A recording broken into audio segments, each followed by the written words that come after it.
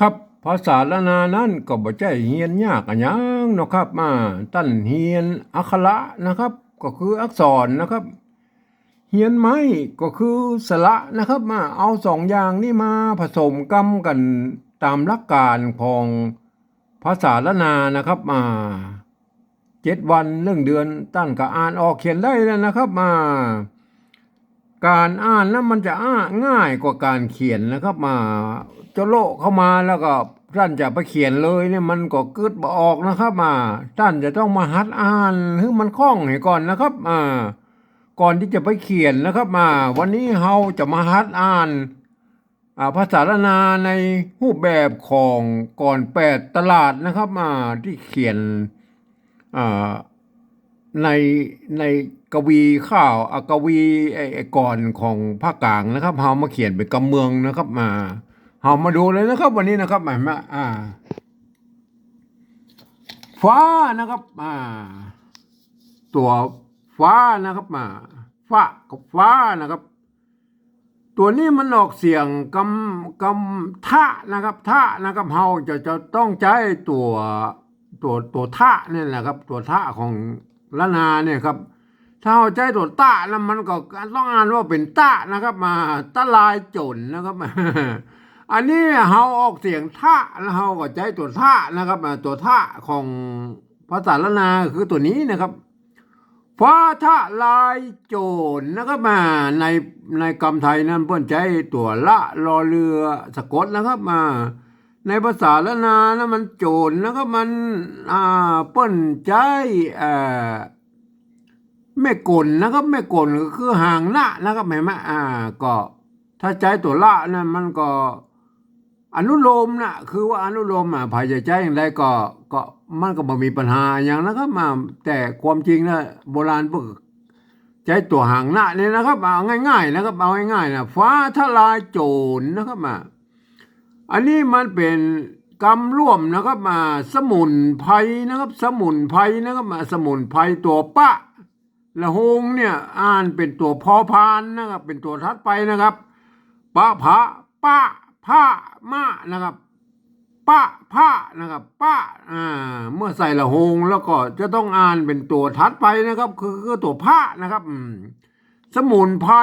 นะครับตัวนี้ตัวตะนะครับมาต้องอ่านว่าไตนะครับไม่ใช่ไทยนะครับมาไตนะครับมาอันนี้เป็นกรรมไทยนะครับมาท่องแท้เนี่ยเป็นกรรมเทียบมาเสียงเทียบมาจากกรรมไทยนะครับท่องแท้นะครับมาถ้าจะเป็นกำเมืองก่อนท่องไตว่าแต่สมุนไพรไตว่าแต่ว่าแต่ก็ว่าไปอันแต่มันท่องแท้เนี่ยมันเป็นทอนะครับมันท่องมันแท้นะครับนะเปิ้นเป็นกำกู้นะเป็นกำกำกู้นะก็คือทองกับแท้เนี่ยมันเสียงมันไปด้วยกันนะครับไตทองแท้นะครับไว้กินแก้ไข้หวัดอันนี้เป็นคำฝรั่งเทียบมานะครับไวรัสหนอนะครับอันนี้ตัวนะนะครับหนอนะครับไวรั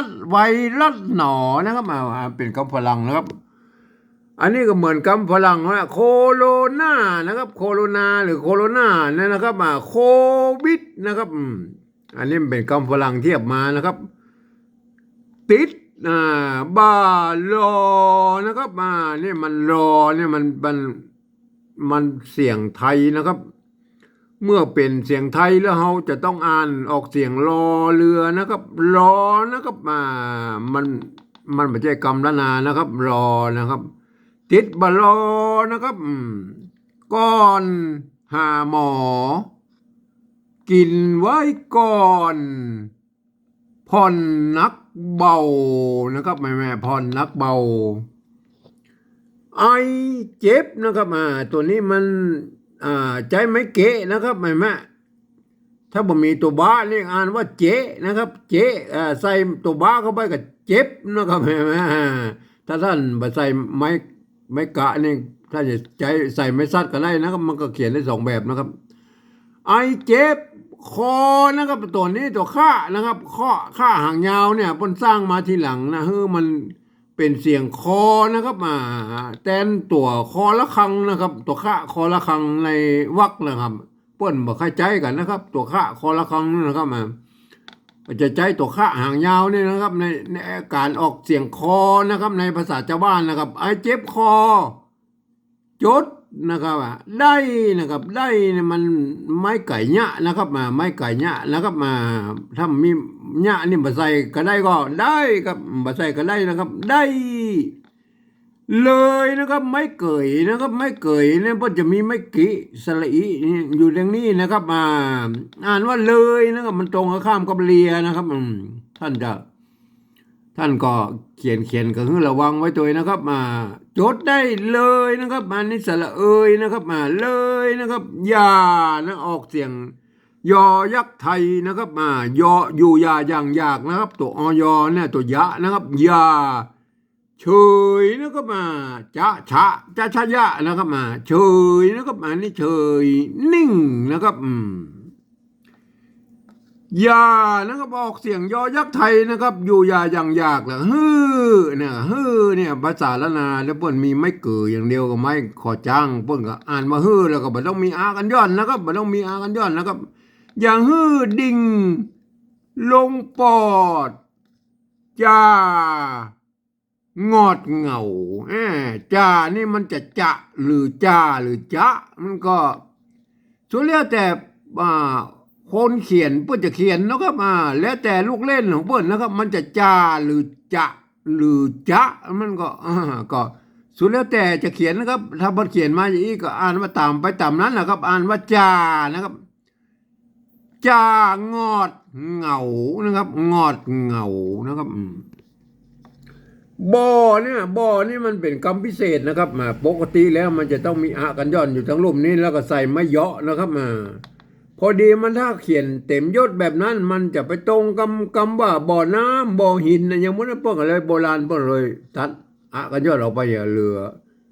ลือไม้กังมนอยู่ตรงบนนี่บางครั้งก็จะใส่ไม่เยาะบางครั้งคำใส่ไม่เยาะก็สุดแล้วแต่ชอบนะครับแต่ในสมัยโฮงพิมพ์เปิ้นเรื่องเมืองใจเมื่อประมาณ100 ปีที่ผ่านมานั้นเปิ้นพิมพ์เปิ้นก็เขียนตัวอี้นะครับตัวบะกับไม่กังบนเนี่ยนะเปิ้นเขียนตัวอี้นะครับบ่อกับก้อนะครับเปิ้นเขียนตัวอี้นะครับก็โปรดเข้าใจไว้เลยนะครับจื้นนะครับตัวจ้านะครับใส่ไม่ย่อออกมาออกเสียงโทปกติอ่านว่าจื้นนะครับจอตัวจ้านะครับนี่เนี่ยตัวจ้าไม่ใช่ตัวช้างนะครับยืมตัวช้างมาเป็นมาได้นะครับจื้นหูจื้นตาปาซบเศร้านะครับปาเนี่ยตัวปะนะครับเสียงสามัญต้องเขียนเอาตัวปะมาเขียนนะครับมันมีปะกับปะนะครับเอาตัวปะมาเขียนก็เป็นป่านะครับเอาในตัวปะมาเขียนก็เป็นปานะครับเห็นไหมในภาษาละนาเป็นอย่างนี้นะครับปาซบเศร้านะครับอาจนะครับอาจในภาษาละนาเนี่ยปกติแล้วในโบราณแล้วเพิ่นก็ใช้แม่กดนะครับแม่กดก็คือตัวดะนะครับมาสะกดนะครับในภาษาไทยเพิ่นใช้ตัวจะนะครับตัวจอจานนะครับอาจนะครับก็พวกเขียนอย่างนี้นะครับถ้าใครเอาตัวจะมาสะกดมันก็อนุโลมกันได้นะครับก็แล้วแต่ชอบนะครับแต่ผมขอเขียนตามโบราณเพิ่นนะครับอาจเล่นเอาถึงนะครับถึงกับเถิงเนี่ยมันภาษามันใกล้เคียงนะครับถึงนี่ก็เคยเจอนะครับในข้าวในอย่างโบราณพวกเขาเขียนถึงก็มีนะครับมีถึงกับเถิงนะครับมันจะถึงกับเถิงมันก็ปอๆกันนะครับมันก็มีนะครับในโบราณพวกเขาเขียนถึงนะครับถึงตายวายจีวานะครับตัวจ้านะครับใส่ไม่กี่ก็เสียงสามัญนะครับจีวานะว่าจีวานะครับเห็นไหมเรามาอ่านกันรวดๆเลยนะครับฟ้าทลายโจรสมุนไพรไตท่องแท้ไว้กินแก้ไข้หวัดไวรัสหนอ โคโรนาโควิดติดบะโลก่อนหาหมอกินไว้ก่อนผ่อนนักเบาไอเจ็บคอจดได้เลยอย่าเฉยนิ่งอย่าฮือดิ่งลงปอดจะงอดเหงาบ่จื้นหูจื้นตาปาซบเศร้าอาจเล่นเอาถึงตายวายจีวานะครับขอให้ท่านไปหัดอ่านก่อนนะครับ ก่อนที่จะไปเขียนนะครับวันนี้ผมก็ขอบรรยายเพียงแค่นี้นะครับ